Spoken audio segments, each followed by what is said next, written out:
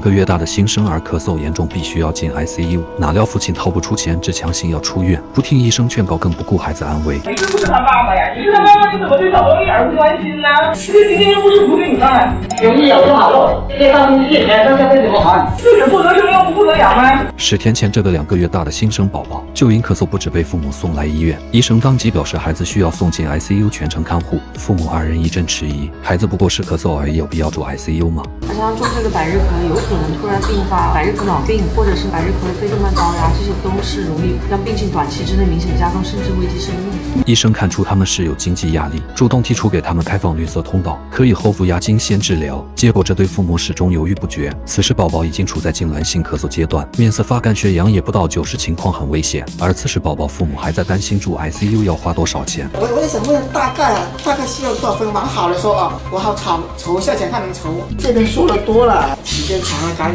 觉还是不太对，没办法逼着进。跟你一样大的，前段时间才刚刚有2、3个才转出去呢，百日咳2个月，住了1个多月，也把它搞好了，我不骗你的啊。来了肯定得听医生了。最终宝宝得以进入 ICU 接受治疗，10天之后情况开始好转，还有可能撤掉呼吸机。可这时孩子爸爸却找到医院要求立刻出院，医生好心找社工来给他帮忙，哪料一问才知道他们没有贫困证明，申请不了救助基金，甚至连医保都没有。只要有申請，你可以買醫保㗎。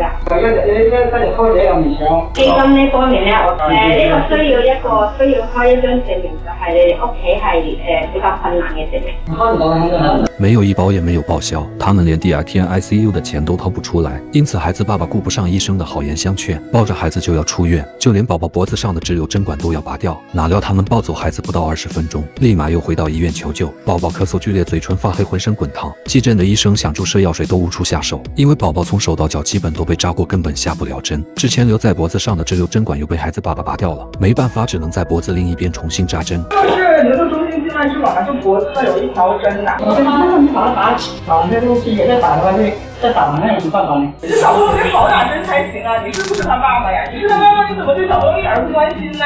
因为父亲认知不足，导致孩子受了2次罪，要是再晚回来一步，甚至小命都可能保不住。最大的问题就在于他们经济状况不好，还没有意识早早准备医保。因為關鍵我全部都係自費嘅，冇任何報銷嘅嘢，自己又冇錢嘅，大家錢就冇乜所謂。